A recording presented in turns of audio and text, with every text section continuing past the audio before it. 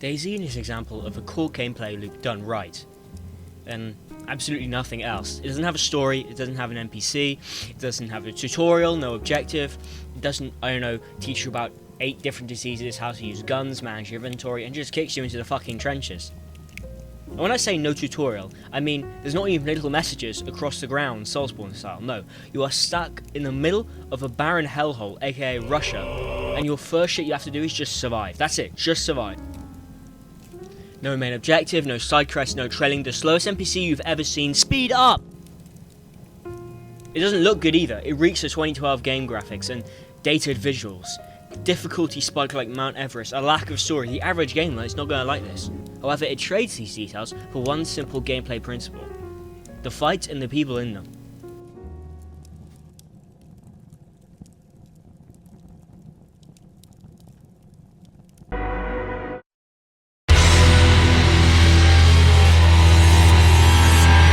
Welcome to downtown LA. You're scraping for crack crusts on a back alley because holy fuck, you're not going to find guns easy.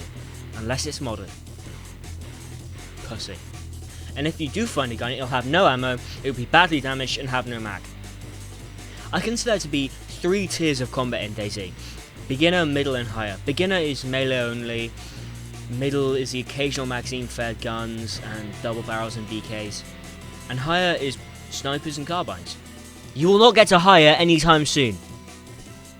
But as the stakes get bigger and bigger, needing you to be more careful. Do not be careful. Fight well and fight often. Do not be afraid of death and losing your gear. It's not yours, it's yours turn for it. However, should you be a monster, shooting everyone you see with your 9, like King Von.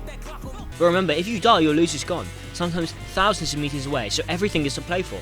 It's up to you. But the more you stop and speak, the more you'll love the community. Along with normal weapons, the sheer amount of things to torture your fellow man with is devastation. Insane. But outside of Dayz trolling videos, are they used? No, because the community is incredible. Then you run with someone with an hour, watch them die. That isn't your teammate. That's your friend, Craig. Craig, who lives in the States, is married and has a kid. You just got shot, and you won't see him again. You don't get this experience just by killing on sight. It's a wonderful balance. A duo or a squad can help your uncon body, look after you, give you a massive safety net. And one of your squad mates has a grenade, and I bet he'll put it in that fire. I should kill him. Silently take it. Just in case. You'll feel like an absolute schizo and it's great. It's a feeling like no other, betraying your friends before they betray you. He was nice to you, but why should I kill him? He gave you food, he gave you secrets. You don't have He taught you the game. I overheard his babies crying at the other end of the background, half of the shit we were talking about. Why should I bang, and then he shot you, and then you're dead? The gameplay fits, and they feed back to the overall meaning of the game. And just because you shot Craig doesn't mean it's over. Go meet a new Craig. The replay value of the combat and fights is incredible, and that's why people have thousands of hours on a really shit armor mod.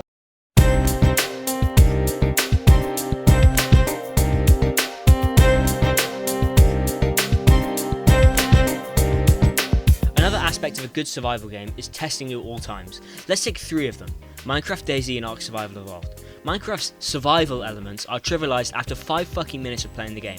Hunger, mega holocaust of cows. Loot, strip mine. Loot is being destroyed, mending. Every significant problem you have in Minecraft can be solved in the endgame, and every chance you get of dying can be easily solved. What I'm saying is that after a while you get so good at this game, you're such a god in human clothing, lightning bolts flying from your fingertips, that there's no real risk. Ark is very similar, but the enemies are harder, and you still might get a modicum of a challenge.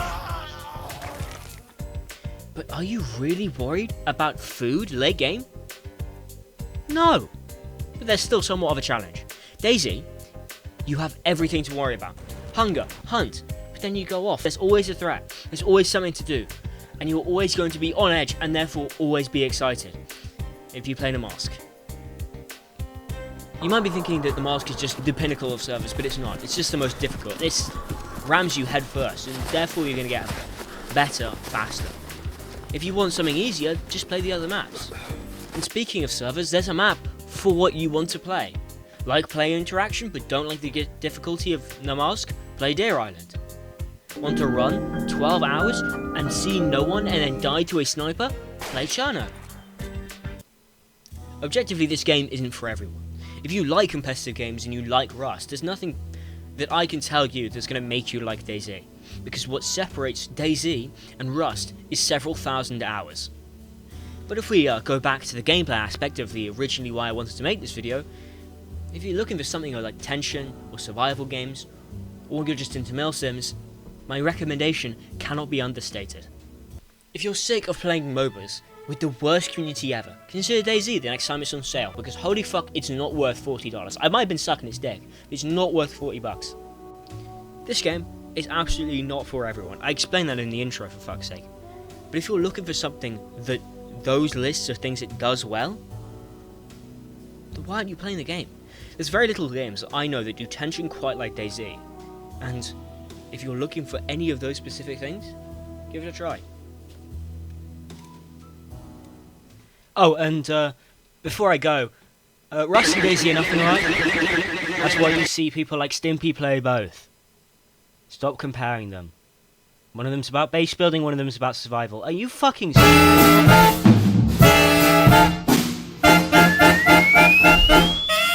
Would you like to ride in my Rocket 69? Rocket 69.